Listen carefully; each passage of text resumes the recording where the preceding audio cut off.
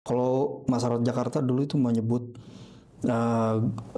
tokoh agamanya sebagai guru. Iya, itu saya juga. Atau kalau bahasa Arab sedikit paling mualim. Ya, benar-benar. Nah, sejak tahun 70-an itu kalau Gus Dur menulis di mana di kayaknya intrik bela pemerintah itu kan Soeharto udah mulai melakukan transmigrasi dan terus ada Zahrul Basim juga terkait Siroh ya kalau masalah Siroh Nabawi ya kan? Iya kalau versi bahasa Arabnya ya kayak Barzanji gitu. Iya Barzanji lah. Pokoknya riwayat Nabi Muhammad dari awal sampai habis. Bedanya kagak bisa dilaguin aja ya. Kalau Barzanji kan juga bisa karena bahasanya kan prosa sebenarnya. Iya prosa kan. Oke. Prosa. Iya. Dan itu oleh masjid-masjid tertentu itu dibaca kalau maulid. Ada yang tanpa penceramah, tanpa mubalik yang gitu. Keluar. Nah itu saya baru tahu tuh. Baca sampai habis itu. Selain baca Barzanji, kalau lagi nggak kalau misalnya yang tanpa penceramah, baca Zahrul Basim itu. Baca Zahrul Basim sampai selesai. Kayak orang baca ini aja, kayak orang dibacain buku gitu. Dibacain buku atau kalau tradisi masyarakat Jawa Bali dulu ya itu ada tradisi mabasan itu. Jadi di dalam karakter masyarakat yang cukup urban itu saya kira Said Usman memilih tema-tema tertentu yang kira-kira cukup praktis dibutuhkan oleh masyarakat yang punya kesibukan yang cukup luar biasa. Kita harus paham bahwa Jakarta ini bukan kota muda yang baru tumbuh. Iya. Dia nih kota kosmopolit dan boleh dibilang kota urban bukan sejak Indonesia modern lahir, tapi jauh ratusan tahun dia sudah menjadi kota yang cukup kosmopolit dan urban. Bahkan lebih tua lagi dari era kemerdekaan itu ya Bang ya. Apalagi kalau nanyanya ke Ridwan Saidi. Waduh. Bisa sampai ini ya. Itu sebelum Nabi Adam juga udah ada istilahnya, udah ada sejarah Jakarta ya.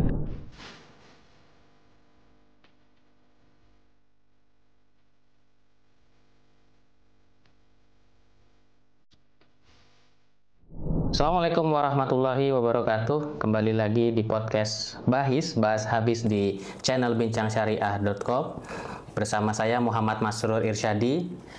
Seperti biasa di podcast bahas ini kita akan mengundang berbagai macam narasumber untuk membahas sejumlah tema yang masih ada berhubungan dengan tema-tema syariah maupun juga tema-tema keislaman pada umumnya.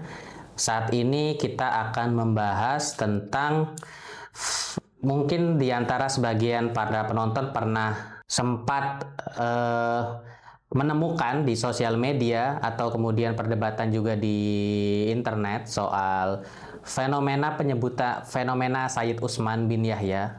Sebenarnya beliau ini salah satu figur yang cukup dikenal dalam sejarah Indonesia, dalam dinamika sejarah Indonesia khususnya pada sebelum kemerdekaan, karena beliau sebagai salah satu keturunan orang Arab yang juga sangat populer pada masa itu. Cuma beliau kemudian menjadi naik namanya belakangan ini karena masuk dalam pusaran perdebatan tentang pro kontra keabsahan nasab Habib. Nah, kita tahu beberapa orang di medsos kemudian menyebut beliau karena beliau sebagai antek Belanda. Karena dengan alasan kalau beliau dalam catatan sejarah pernah disebut sebagai salah seorang mufti Betawi atau seorang mufti, tapi itu disebut mufti karena diangkat oleh pemerintah Belanda pada waktu itu.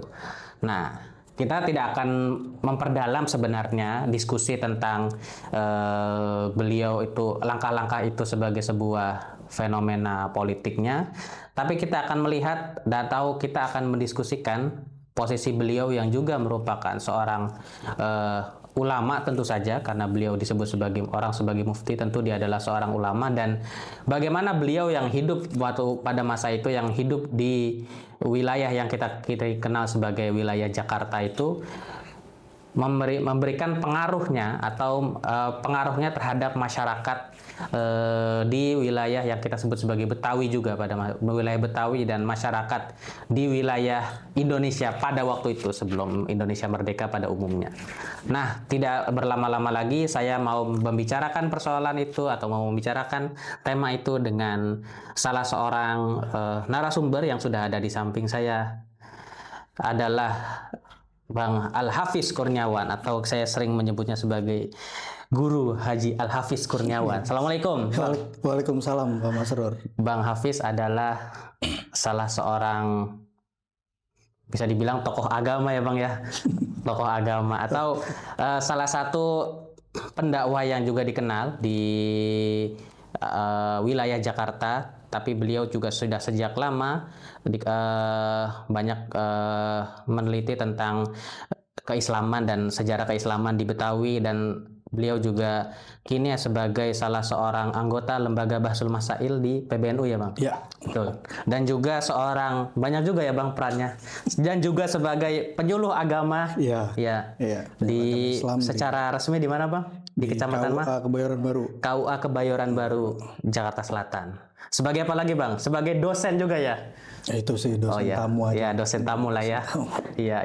Keren namanya, propagananya guest lecture lah itu ya, guest lecture ya di Universitas Indonesia. Ngajar apa Bang? Agama Islam ya? MPK Agama Islam. Ya, ngajar agama Islam di sejumlah fakultas ya di Universitas Indonesia. Oke, saya langsung masuk ke dalam tema yang tadi saya sudah sampaikan di pembukaan. Saya yakin ini kita bisa diskusikan dengan Bang Hafiz Kurniawan karena beliau juga banyak menyebut dalam tulisan-tulisannya ketika membicarakan amaliyah keislaman. Ketika ditulis itu salah satu referensinya adalah Said Utsman bin Yahya pada waktu itu. Nah, mungkin Bang Hafiz bisa ceritakan nggak seperti apa Said Utsman dalam alam pikiran, kalau saya mau menyebut istilahnya, dalam alam pikiran masyarakat Betawi dari dulu sampai sekarang. Said Utsman itu di mata masyarakat Jakarta itu saya kira salah satu guru agama pendahulu ya, di mana dia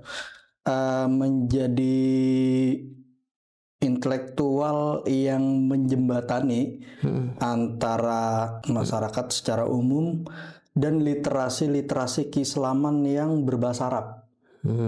Gitu. Jadi dalam bentuk apa? Dalam bentuk karya-karya yang dia tulis, terutama yang menjadi kebutuhan masyarakat di bidang tauhid, di bidang syariat Islam, di bidang doa-doa, di bidang adab juga, termasuk juga kebutuhan masyarakat soal riwayat Nabi Muhammad, seperti kalau di dalam bahasa Arab kita kenal Barzanji mungkin ya. Iya. Nah, posisi Said Utsman ini menjembatani dalam pengertian Said Utsman menulis karya-karya dengan bahasa yang dipahami oleh masyarakat. Bahasa yang dipahami masyarakat itu orang Jakarta nyebutnya bahasa Arab Melayu, atau kalau dalam istilah teman-teman FIB UI itu bahasa Jawi, atau teman-teman di pondok itu sebutannya pegon. Jadi Arab pegon. Jadi aksara berbahasa Arab dan kemudian ada modifikasi dengan pelafalan yang tidak terakomodir. Misalnya apa Bang? Misalnya aksara yang tidak terakomodir itu kayak eng, eng, nyah, c, g itu dianggap oleh masyarakat Melayu Jakarta atau masyarakat Melayu secara umum ya, dari karya-karya yang ada di Aceh atau di Palembang atau di Jakarta atau termasuk juga pegon itu sendiri, saya kira itu dimodifikasi dari aksara Arab itu sendiri yang jumlahnya dari, ya kita tahu dari alif sampai ya itu. Iya. Itu lewat misalnya ya dimodifikasi dengan 3 titik. H itu H kosong dikasih 3 titik itu jadi C misalnya. G itu kaf titik 1. Kadang-kadang selain goin ya. Goin. Selain goin kadang goin itu tidak dianggap sebagai G. Iya. Dianggap tidak bisa mewakili G. Makanya pakai kaf titik 1 di atas atau di bawah. Pelafalan itu tiap-tiap penulis kadang-kadang beda pengungkapannya. Iya. Itu terutama itu C, eng, nya, eng, nya, C itu sama G itu biasanya. Kalau di aksara Jawi 4 itu yang kemudian dimodifikasi dari aksara Arab. Sebentar Bang, saya akan mau nyela sedikit terkait dengan ini karena Bang Hafiz juga cerita tentang aksara Melayu itu ya.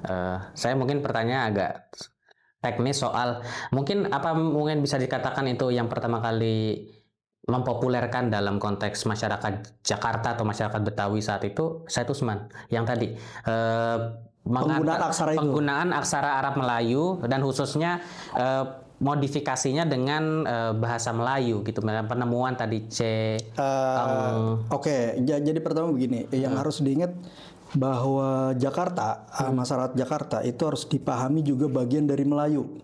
Jadi Melayu ini tersebar di, kita tahu di Semenanjung Sumatera, Kalimantan, juga Sulawesi dan Maluku Utara, dan juga Lombok, itu pokoknya NTB, dan juga Jakarta itu harus dihitung sebagai Melayu. Makanya penyebutannya semua Melayu ya. Melayu, dan bahasa yang digunakan adalah bahasa Melayu, meskipun masing-masing daerah ini memiliki kekhasan sendiri di dalam Melayunya. Entah itu dari segi fonetik atau dari segi struktur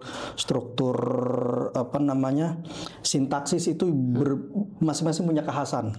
Satu itu. Kedua yang ingin saya sampaikan bahwa bahasa Jawi atau aksara bahasa Arab Melayu, sebutan orang Jakarta, atau kalau teman-teman di Jawa itu menyebutnya Arapegon, itu bahasa intelektual dan aksara intelektual yang digunakan oleh masyarakat untuk menyampaikan pengetahuan. Oh gitu. Karena Latin ini kan masuknya setelah masyarakat ini mengalami era politik etis yang Belanda itu sekolah, itu baru dikenalkan aksara Latin itu. Malah periode sebelumnya justru malah lebih populer Jawi ini. Aksara Jawi itu artinya kalau kemudian masuk ke pertanyaan apakah Said Usman ini orang pertama mempopulerkan? Bukan. Tapi Said Usman ini menggunakan bahasa sehari-hari itu dan juga aksara Jawi itu atau bahasa Arab Melayu itu sebagai bahasa intelektual yang sudah digunakan juga ratusan tahun sebelumnya oleh ulama-ulama sebelumnya. Satu itu misalnya kayak kita boleh sebut Araniri misalnya, Zainuddin Araniri, dan juga Hamzah Pansuri, itu di dalam penulisan puisi modernnya itu ya sudah mulai menggunakan aksara Jawi itu. Termasuk juga misalnya yang sezaman itu ada Arsad Banjar, itu juga pakai Sabilul Mu'tadin, ya pakai juga aksara Jawi itu.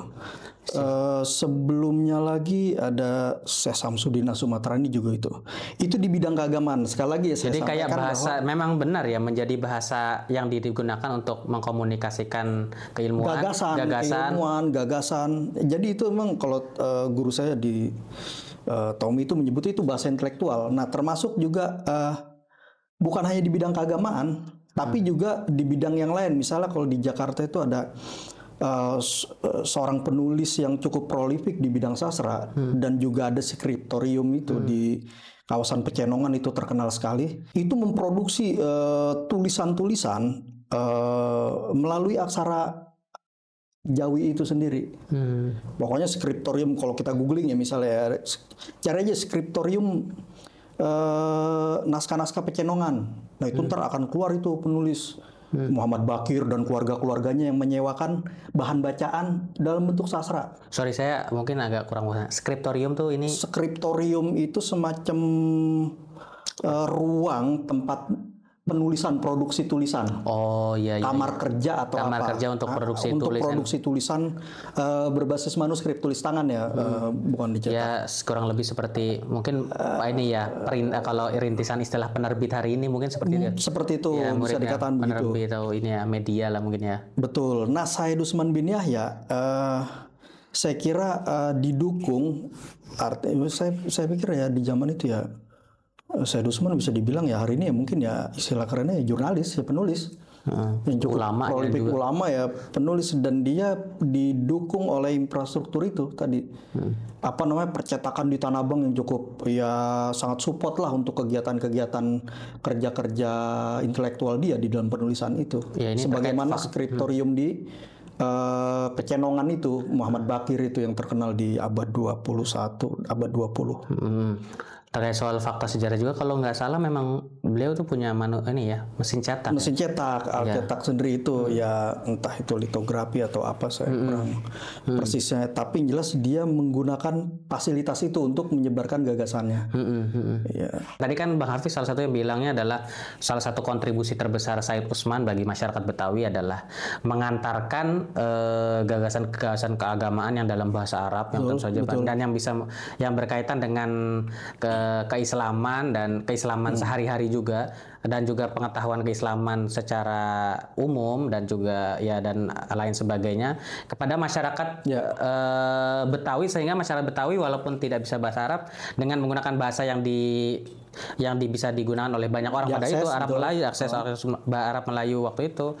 Jadi semua orang bisa mengakses dan membaca juga. Kitab-kitab apa atau tema-tema apa Bang yang banyak dibicarakan Said Usman?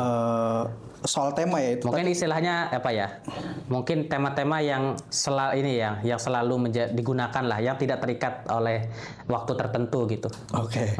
Nah, saya kira pertama ya Said Usman sebagaimana ulama yang lain juga, saya kira Said Usman itu menyesuaikan dengan kebutuhan masyarakat Jakarta saat itu. Dan harus dipahami juga bahwa Jakarta ini salah satu bandar besar di mana menjadi tempat lalu lintas orang yang trafficnya cukup tinggi, kira-kira begitu, datang dari mana-mana dan punya kepentingan macam-macam, politik, ekonomi, sehingga juga ya kita tahu juga bahwa Jakarta ini ya ada kantor gubernur jenderal di situ. Kayak ibu kota, ya jelas lah ibu kota.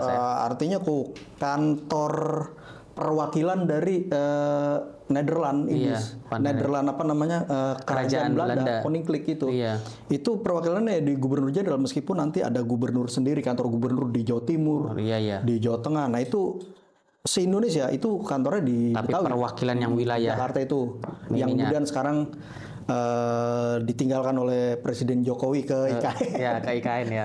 Saya nggak tahu itu nasibnya nanti itu seperti apa. Itu ditinggalkan itu biar teman-teman sejarah yang berbicara. Itu, oke. Kita harus paham bahwa Jakarta ini bukan kota muda yang baru tumbuh. Iya. Dia nih kota kosmopolit dan boleh dibilang kota urban bukan sejak Indonesia modern lahir, tapi jauh ratusan tahun dia sudah menjadi kota yang cukup kosmopolit dan urban. Bahkan lebih tua lagi dari era kemerdekaan itu ya Bang ya. Apalagi kalau nanyanya ke Ridwan Saidi. Waduh. Bisa sampai ini ya. Itu sebelum Nabi Adam juga udah ada istilahnya, udah ada sejarah Jakarta ya. Kayak apa Jakarta waktu itu. Pokoknya kalau nanya ke Ridwan Saidi kira-kira bisa ke situ lah. Iya, bisa dari sampainya Nabi Adam sejarahnya. Sebelum Nabi Adam juga udah kosmopolit itu Jakarta itu. Oke, iya Bang. Nah, sehingga masyarakat Jakarta ini terbentuk menjadi masyarakat yang urban. Yang dari dulu udah campur orang dari mana-mana. Udah cukup kosmopolit, udah cukup lalu lintas traffic orang itu cukup tinggi di situ, dan menjadi tempat kantor gubernur jenderal itu tadi yang saya sebut, menjadi kantor perwakilan Koninklijk dari kerajaan Belanda, kita tahu. Yang jadi masing-masing gubernur nih di Indonesia itu laporannya ke situ dulu, baru ke kerajaan Belanda. Belanda. Nah, di dalam karakter masyarakat yang cukup urban itu, saya kira Said Usman memilih tema-tema tertentu yang kira-kira cukup praktis dibutuhkan oleh masyarakat yang punya kesibukan yang cukup luar biasa.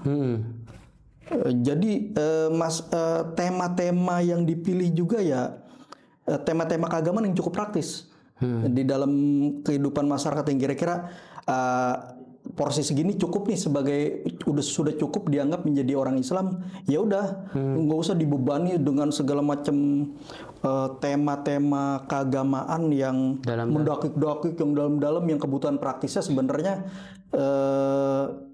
sangat rendah.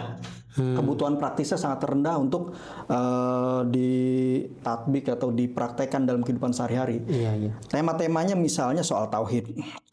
Tauhid itu juga itu nggak dalam-dalam, pokoknya dikasih cukup bagi pengantar orang awam yang kira-kira orang awam ini misalnya tahu dan itu dianggap cukup. Tahu akidah ya. Kalau Islam itu akidah berkeyakinannya apa aja gitu. Keyakinan apa aja, misalnya dia punya kitab Sifat 20 yang jadi semacam diktat di bidang teologi, dan itu dianggap cukup. Tapi meskipun buku tipis ini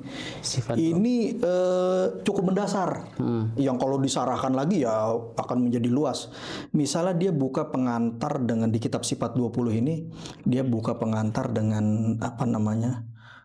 Kewajiban seseorang untuk mengenal hukum akli.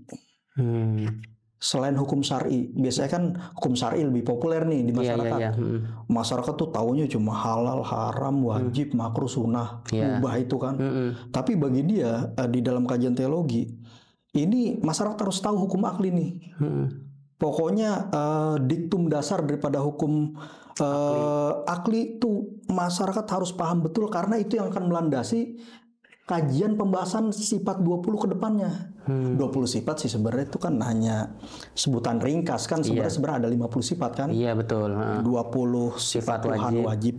Terus 20 mustahil sifat Tuhan. Ada 40 kan? Iya, 4 sifat wajib Nabi apa? 1 jaiz bagi Tuhan. Ya, 1 jaiz bagi Tuhan. Terus masuk ke 4 wajib bagi Rasul. 4 mustahil bagi Rasul. 45. Terus tambah lagi 4 mustahil bagi Rasul, 49. 1 jaiz bagi Rasul. 50 sifat kan. Atau kalau kata orang Jawa akidah seket ya kan. Akidah seket. Kira-kira gitu. Nah, sama Said Utsman dibikin sifat 20. Iya. Di situ dikasih dikasih landasan berpikir, orang harus paham yang namanya hukum akli. Wajib dalam term teologi, dalam disiplin kalam itu apa? Wajib itu sesuatu yang harus ada dan nggak boleh nggak ada, dia harus ada. Begitu juga yang mustahil, begitu juga yang jaiz. Berikutnya sebelum masuk ke dalam pokok bahasan 50 sifat itu, dia kasih pengantar soal taklid. Taklid itu ada yang boleh, ada yang nggak boleh. Kayak taklid sohih, taklid batil, kayak gitu-gitu. Boleh nggak orang taklid? Dia kalau yang diikutin bener, ya itu sah. Ya, tapi kalau taklid sohih, kalau taklid batil, ya batal. Karena apa? Kalau yang diikutinya batal kan. Iya. Kalau akidah yang dia itu kira-kira begitu, dia kasih pengantar untuk orang awam. Nah berikutnya lagi dia kasih hukum adi. Ya.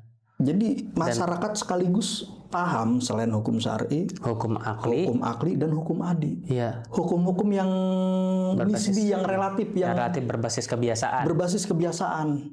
Seperti misalnya dia kasih contoh. Disebutkan juga tuh Bang di sifat 20 contohnya. Di awal itu disebut. Ya. Nah, saya kira ini kajian yang cukup penting, artinya konsep yang cukup penting untuk diintroduce di awal, karena itu membuka pintu bagi kita masyarakat awam, terutama yang baru mengenal Islam, atau yang berpaham Ahlussunnah wal Jamaah, atau bagi muslim secara umum, saya kira itu membuka pintu untuk kepercayaan terhadap barang-barang yang di luar akal itu, yang kemudian kita sebut sebagai khariqul adah itu. Iya. Itu. Dan itu hukum kebiasaan, itu bukan hukum sebab akibat. Kayak misalnya itu, karena itu kepentingan nanti menjaga tauhid. Iya. Nasi itu relasinya dengan mengenyangkan, itu bukan hukum sebab akibat. Tapi hukum adi. Tapi hukum kebiasaan aja. Iya. Biasanya orang kalau makan kenyang. Iya. Begitu. Tapi ada juga orang yang nggak makan ya kenyang juga. Nah itu karena memang hubungannya dengan nasi itu bukan hukum menyangan. Contohnya juga ini nggak sih, biasanya api ya. Api yang membakar. Orang kalau dibakar kasih ditempelin api akan terasa panas. Nah persis begitu. Termasuk juga sajam misalnya. Sajam kalau ditusukkan. Kalau disentuhkan ke ini biasanya melukai. Tapi itu hukum kebiasaan. Sifatnya adi gitu. Sifatnya adi. Kita harus mendudukan secara proporsional. Karena ada yang khawarikul ada. Karena ada yang khawarikul ada. Orang diluka dengan nah itu membuka jalan, fondasi bagi kita untuk percaya kepada yang namanya ijazul anbiya dan juga karomatul aulia. Saya kira ke situ nanti pada gilirannya. Dan juga membuka jalan bagi tauhid juga, bahwa kalau sesuatu yang relasi obat dengan kesembuhan itu ya hukum adat aja. Bukan hukum mutlak absolut bahwa dia hukumnya sebab akibat. Itu bermasalah besar dalam tauhid. Itu sangat bermasalah besar dalam tauhid kalau sesuatu itu dijadikan sebagai sebab.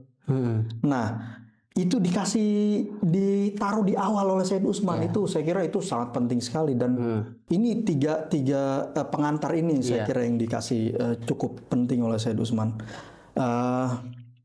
Di samping soal tauhid itu sendiri, dengan pemahaman yang proporsional terkait hukum akli dan hukum adi, saya mau bilang nanti pada gilirannya kita akan memberikan respon terhadap sesuatu secara proporsional. Saya kalau kadang-kadang kalau di kelas tuh teman-teman mahasiswa-mahasiswi itu kan ada ada pembahasan soal sejarah pemikiran Islam, biasanya lari ke teologi. Itu hampir selalu muncul bagaimana sikap kita terhadap zodiak. Iya benar. Apa sih hukum meyakini zodiak? Ya kalau dipahami sebagai hukum adi ya itu nggak ada problem. Biasanya orang yang lahir zodiak Aries atau Scorpion misalnya. Itu kan relasinya suka sifat nih, orang yang Scorpio ini katanya karakternya A, B, C. Biasanya begitu kan kita harus, kalau boleh nggak percaya ya boleh aja, tapi dipahami dalam kerangka hukum adi, hukum kebiasaan. Itu sama aja kayak kita percaya kepada obat ya kan, apa makan dan kenyang itu begitu. Saya kira itu satu pengantar penting yang melandasi kajian di dalam sifat 20 yang tipis itu. Itu saya kira jasa besar Said Usman ya di dalam, karena itu kadang-kadang nggak muncul. Saya baca juga kan beberapa kitab-kitab tauhid berbahasa Arab. Itu paling muncul di awal itu hampir semua rata-rata Ngaumul Barohin, Kifayatul Awam, Fathul Majid atau juga Qomi Utugian, pokoknya kitab-kitab tauhid yang biasa dibaca orang dah. Pokoknya termasuk Syarah Sarqawi Alal Hudhudi itu biasanya sampai di hukum akli aja. Hukum adi itu hampir jarang ada yang bahas. Jarang diomongin. Padahal itu menjadi fondasi bagi kita untuk meyakini yang lain-lain di luar apa bahasanya? Prinsip-prinsip agama. Prinsip-prinsip agama, bagaimana kita menyikapi itu sehingga kita ada ruang-ruang yang fleksibel. Ruang-ruang fleksibel itu kajian di bidang tauhid, dan itu ringkas-ringkas banget. Misalnya sifat wujud, sifatnya langsung ini ya, langsung penegasan kaidah gitu di dalam. Pertama ada dalil akli, ada dalil nakli, pasti ada kutipan Qur'annya pasti. Berikutnya ada dalil akli. Aklinya apa dalil aklinya? Itu sebentar aja disusun proposisi yang singkat-singkat. Pokoknya kajian logikanya jalan lah di situ dah. Pokoknya standar-standar penyusunan sampai kita ke konklusi itu ada di situ. Kajian ilmu mantiknya. Ilmu mantiknya ada masuk di situ sampai pada gilirannya kita bagaimana sih menempatkan jaiz bagi Tuhan dan seterusnya. Berikutnya lagi yang cukup praktis itu pengantar masyarakat sekedar sholat sampai puasa. Itu kita dijelasin rukun-rukun, rukun-rukun tata cara. Berikut doa-doanya dituntun. Pokoknya kayak kita dapat belajar di pengajian lah ya. Satu, belajar di pengajian. Kedua, kayak buku-buku tipis di kolong-kolong atau di kalau dulu kita naik Metro Mini atau Patas. Kolong ya. Di kolong-kolong pasar Kebayoran Lama, pasar Ciputat tuh kan ada dijual buku tipis-tipis tuh. Kalau zaman saya, kelihatan banget angkatannya dulu. Kalau naik Metro Mini orang bagi-bagi ini buku tuntunan sholat. Tuntunan sholat, juz amma. Gitu doang. Biasanya di kolong-kolong pasar tradisional itu kadang dijual juga kita primbon. Barengan tuh jejer biasanya. Di antara itu ada dikit. Nah itu yang dilakukan oleh Said Usman, itu buku-buku tipis begitu. Cuma kalau Said Usman kan nggak ada gambar, kecuali dia memang ada infografis.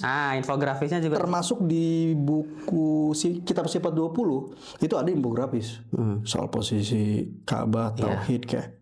Itu juga ada. Ada kitab Irsadul Anam, ada Babul Minan. Ada buku mungkin kumpulan doa. Kayaknya saya lihat Abang juga bawa ya. Sebenarnya ini juga saya juga sedikit banyak juga sempat baca ya, karena meneliti juga dulu untuk konteks ini kitab. Tapi sebenarnya memang ini murni waktu itu saya memilih karena saya benar-benar sebelumnya belum tahu sama sekali figur Said Usman itu kitab tapi tentang nasihat-nasihat perkawin untuk rumah tangga, perhiasan bagus untuk perempuan, perhiasan bagus untuk perempuan. Itu murni ya awalnya saya belum tahu sama sekali tentang Said Usman. Ketemunya juga mungkin Bang Hafiz tahu juga tokoh kitab di Kuitang itu yang di pojokan dekat makam Habib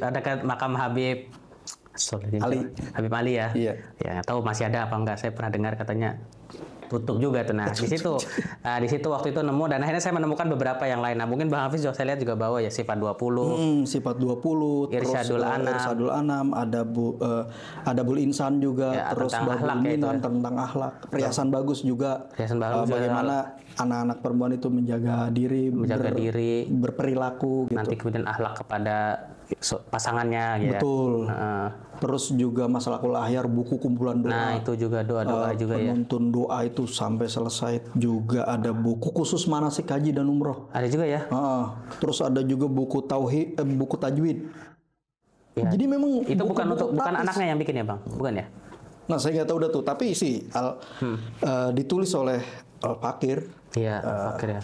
Terus ada Manhajul Istiqomah juga kan? Ada Manhajul Istiqomah itu juga. Salah satu terus ada Zahrul Basim juga terkait Siroh ya kalau nggak salah. Siroh Nabawiyah kan? Iya, kalau versi bahasa Arabnya ya kayak Barzanji gitu. Iya, Barzanji lah. Pokoknya riwayat Nabi Muhammad dari awal sampai habis. Bedanya kagak bisa dilaguin aja ya. Kalau Barzanji kan juga bisa karena bahasanya kan prosa sebenarnya. Iya, prosa kan. Oke. Prosa. Iya. Dan itu oleh masjid-masjid tertentu itu dibaca kalau maulid. Ada yang tanpa penceramah. Tanpa mubalik yang gitu. Keluar. Nah, itu saya baru tahu tuh. Sampai habis itu. Selain baca Barzanji, kalau lagi nggak kalau misalnya yang tanpa penceramah, baca Zahrul Basim itu. Baca Zahrul Basim sampai selesai. Kayak orang baca ini aja, kayak orang dibacain buku gitu. Kayak dibacain buku, atau kalau tradisi masyarakat Jawa Bali dulu ya itu ada tradisi mabasan itu. Jadi karya lokal. Ya kalau di ini mirip ada Lagaligo, ada kalau di Sulawesi ada, kalau di Sangaji Kaibo, Sangaji Kai di NTB itu dibacain. Dibacain, ada satu orang baca, yang lain dengerin, nyimak gitu. Mirip nggak sih Bang dengan tradisi hataman kalau di pesantren-pesantren? Tapi kan biasanya udah kitab ini ya. Kalau itu hataman ya? Hataman bisa ya. jadi. Misalnya kayak ini itu kan guru yang bacain ya. Guru. Terus yang lain nyimak. Ada yang baca Bukhari, ada yang baca kitab. Betul. Mirip, kurang lebih kayak gitu ya. Nggak ada pembahasan kan? Kagak ada pembahasan. Baca aja. Iya, habis itu bubar makan berkat di tempat. Iya, makan berkat ya. Itu kalau yang itu ada juga masjid yang kagak nenteng berkat, tapi udah disiapin makan di tempat. Ambeng makan di tempat. Itu beberapa kitab praktis yang ditulis oleh Said Usman sebenarnya. Nah, saya mau tanya juga. Nah, itu sebenarnya berkembang juga nggak Bang? Maksudnya diajarkan ya akhirnya sampai hari ini ke masyarakat kitab-kitab tadi dalam pengamatan Bang Hafiz juga sebagai ya banyak berinteraksi dengan ya banyak ngajar di masjid-masjid ini di Betawi. Kayak setahu saya ya, salah satu saya ingat saya waktu pas saya juga menemukan di Kuitang itu. Setelah itu kan saya akhirnya membaca ya profil Said Usman dan kabarnya karangannya kan lebih dari 100 ya. Iya. 100 dan nanti kita akan masuk juga soal tema-tema, banyak yang tema-tema mungkin kita bisa pro kontra pada masa itu soal terusnya banyak yang soal mengkritik Thorikoh termasuk ya adalah irisannya dengan irisannya dengan sejarah Indonesia, sejarah kolonial Indonesia. Tapi beberapa kitab yang saya temukan itu ya benar yang saya kata Bang Hafiz soal ubudiyahnya itu masih ada semua. Maslakul Ahyar. Nah, itu masih Maslakul Ahyar tadi yang disebut-sebut itu.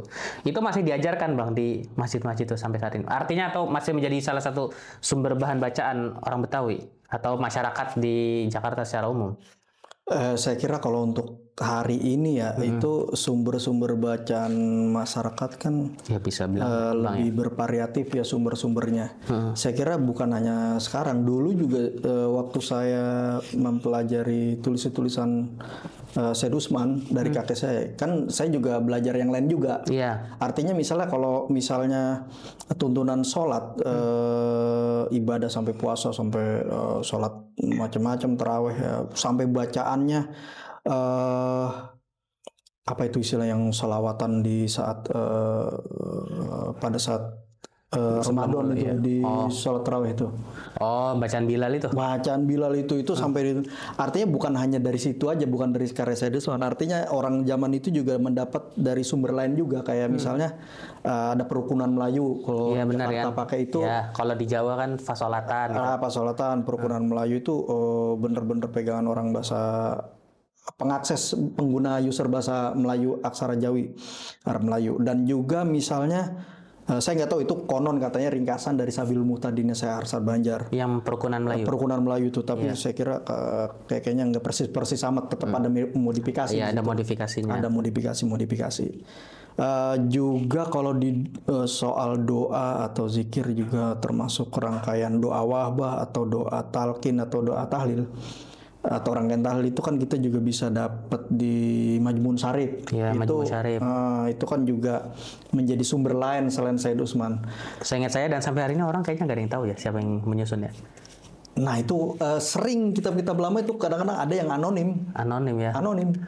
Di waktu itu ini balik dikit flashback dikit soal tadi penemuan terhadap kitab-kitab itu, saya nemukan juga kitab yang Tanbihul Ghafilin apa ya? Tanbihul Ghafilin kita tahu kan Tanbihul Ghafilin yang Melayu. As-Samarqandi, tapi kan ada yang Melayunya. Yang Melayu, yang Melayu itu anonim. Nah, itu anonim ya. Iya, betul. Ya, dulu saya kira ini kali ya apa istilahnya pengalih aksaraan itu kali ya. Tapi saya belum penyalinan ya, tapi saya belum pernah cek sendiri juga apakah itu kalau dipertemukan sama atau enggak gitu. Nah, itu dia persis enggak padanannya gitu ya.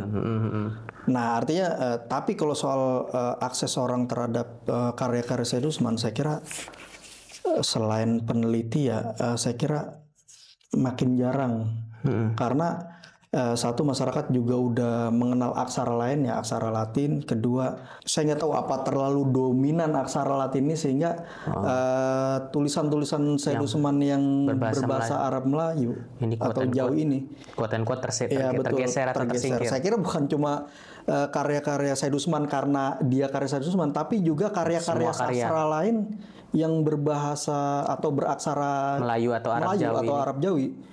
Ya juga sama tersingkir, kayak siapa lagi hari ini yang masih baca karya-karya Bakir atau karya kakeknya Abdurrahman Al-Misri misalnya. Wah, itu lebih tua lagi ya. Lebih tua lagi, kakeknya Said Utsman itu kan dari ibu. Iya. Nah itu siapa yang baca? Kecuali memang ada peneliti-peneliti yang kemudian membuat transkripsi ke aksara Latin, dibuat dalam bahasa Latin. Tapi ya tetap aja orang hanya menikmati gagasan-gagasan intelektualnya tanpa merujuk langsung kepada aksara yang memang dia ditulis awalnya seperti apa. Iya. Kayak gitu. Kalau soal tema-tema fikih ubudiyah misalnya, banyak yang lebih lengkap. Ataupun itu pun kalau emang secara khusus di komunitas atau di masyarakat Betawi yang kan kita tahu salah satu tradisinya diantaranya ngaji di masjid itu ya Bang ya. Betul. Ya, ngaji di masjid yang setiap habis maghrib apa habis isya gitu. Nah mungkin yang secara fikih yang paling dasar di masyarakat paling safina itu kan tentu masih. Itu pun hanya di komunitas yang biasanya orang pengen ngaji gitu. Pengen ngaji, betul. Ya. Artinya tidak menjadi bacaan yang diakses oleh banyak orang untuk ketika jadi rujukan. Iya. Tidak menjadi rujukan menurut saya ya kalau hari ini ya. Kecuali memang ada masyarakat yang digembleng,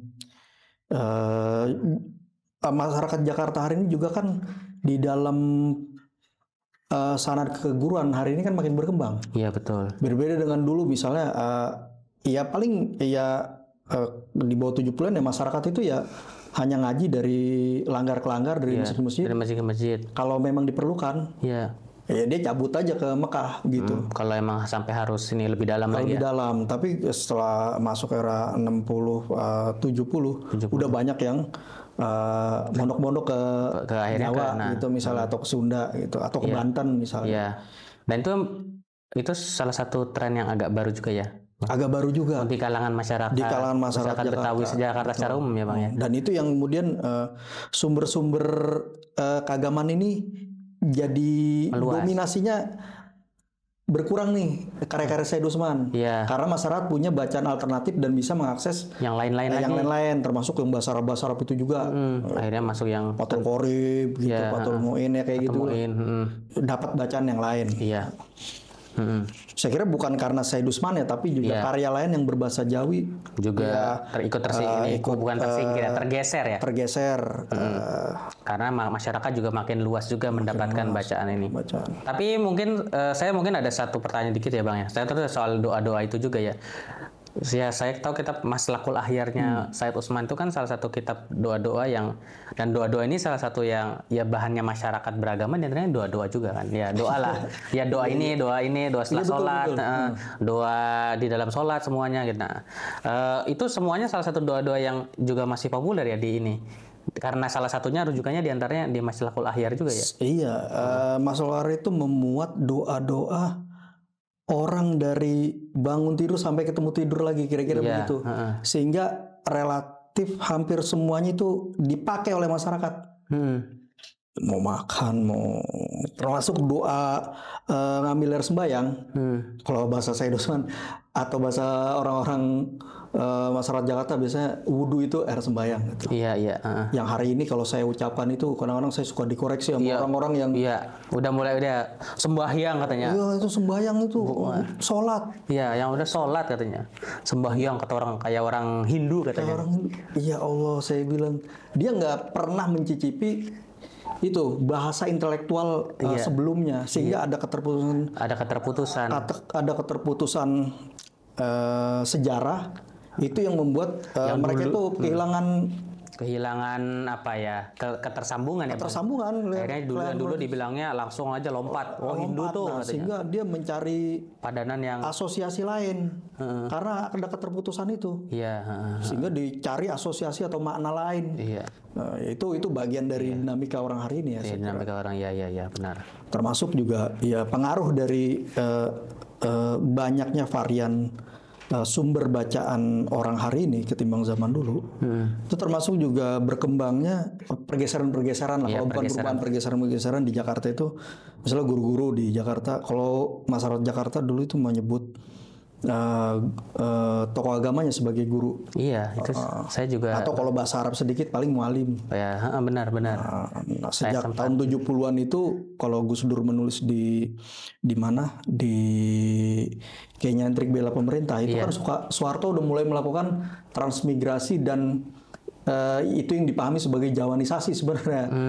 Sehingga guru-guru di Jakarta dipanggil kiai. Ya, mulai masuk istilah. Mulai yang tadinya lebih populer di Jawa gitu ya. Betul, populer di Jawa. Nah, hari ini itu nggak selesai di situ. Nah, masih berkembang lagi. Apa? Anak-anak di Jakarta sekarang dipanggil Gus. Lihat aja tuh anak-anak Ansor itu latah-latahnya ampun banget, saya bilang. Waduh, udah nyebut brand ya. Iya, anak-anak Ansor lah itu biasanya ya, tuh. Udah dipanggilnya Gus sekarang. Gus. Saya nggak tahu kalau karena saya kurang-kurang bergaul di Fatayat. Saya nggak tahu jangan-jangan di Ansor di Fatayat juga udah pada mending. Anak-anaknya dipanggil Ning, jangan-jangan karena saya nggak bisa ngukur karena padahal ini ya orang Betawi dan pasti orang di lingkungan Jakarta dari dulu ya. Yang sebenarnya secara sosial atau kelas sosial mereka juga hampir-hampir nggak tahu juga sebenarnya kedudukan Gus di masyarakat kayak apa. Kan pasti kan ada konteks berbeda antara masyarakat Jakarta dengan masyarakat Jawa itu. Dan seingat saya kalau di Jakarta itu kalau anaknya misalnya dulu istilahnya guru ya, anaknya guru ya nggak ada istilah khususnya kan? Nggak ada istilah khusus. Anaknya mualim gitu. Dan juga nggak dipanggil ustadz juga. Nggak dipanggil ustadz juga karena anaknya mualim gitu. Iya, disebut aja kayak yang lain. Kalau dia lebih tua dipanggil Bang. Iya, kalau dia agak tua Bang. Kalau dia masih di bawah dipanggil Mpo. Iya, Mpo aja gitu aja ya. Iya. Tanpa mengurangi kehormatan, tanpa menghormati kehormatan terhadap yang bersangkutan. Hanya penyebutan aja sebenarnya yang tidak ada penyebutan yang istimewa terhadap anak-anak guru. Penyebutan secara istimewa. Tapi secara sikap atau perilaku masyarakat sangat menghormati keluarga guru itu, sangat menghormati. Menarik banget Bang pembicaraan terkait dengan sebenarnya ini masih sebagian kecil aja ya yang dieksplor kalau kita bicara tentang Said Usman. Tapi kita lihat dari persoalan aspek sosial kultural dan sebenarnya ya tadi salah satu yang paling menarik adalah mengantarkan pembahasan keislaman yang tadinya masih hanya dikenal masih sangat kelompok kecil, mungkin ulama yang serius belajar ini aja, belajar keislaman dalam kitab-kitab berbahasa Arab, kemudian semakin diantarkan ke bahasa Melayu khususnya dalam konteks Jakarta, dan itu hiduplah ya sampai hari ini beberapa prinsip-prinsipnya gitu dan sangat menggambarkan kondisi sosial kultural saat. Nanti sebenarnya kita perlu berbicara banyak masih akan ada beberapa tema lain tentunya. Sebenarnya kita pengen explore juga soal gimana misalnya Said Usman dalam konteks para ini ya, jaringan. Mungkin dulu belum, kita tahu kalau nggak salah kan istilahnya belum Habib ya, belum seperti yang, tapi dulu Said jaringan Usman, para Sayyid gitu. Nah itu seperti apa, karena seingat saya ya, Habib Ali Kuitang itu kan ya, tapi kan beliau bapaknya atau kakeknya itu juga kan tadinya juga sudah hidup di Jakarta. Ya, Said Abdul Rahman sudah hidup di Jakarta, dan Said yang lain ada banyak juga kan. Dan di menjelang menjelang masa wafatnya Said Usman itu juga banyak. Dan tentu saja nanti kita akan coba bahas dikit soal gimana langsung saja kepada mungkin kondisi dan sosial respon masyarakat juga terhadap isu-isu yang juga dibahas Said Usman, tapi ada irisannya dengan kemudian posisi beliau juga disebut sebagai mufti Betawi, dan akhirnya disebut dan yang banyak dibicarakan dalam diskusi-diskusi akademik, khususnya tema-tema sejarah, dan khususnya soal nasionalisme juga ya, soal keberpihakan relasi Said Usman dengan pemerintah kolonial. Dan akhirnya sekarang ada asosiasi positif dan negatifnya gitu soal keputusan beliau itu. Nah, itu coba akan kita bahas mungkin dalam episode mendatang, dan kita akan bahas di episode mendatang. Dan untuk episode kali ini kita cukupkan, dan terima kasih banyak Bang Hafiz atas waktunya. Nanti kita akan bisa lanjutkan lagi dalam episode berikutnya. Dan kepada teman-teman yang menonton, cek terus YouTube dan juga kanal-kanal media di Bincang Syariah. Kita akan membahas banyak tema lainnya di podcast Bahas Habis, podcast Bahis. Sampai jumpa dan assalamualaikum warahmatullahi wabarakatuh. Waalaikumsalam warahmatullahi wabarakatuh.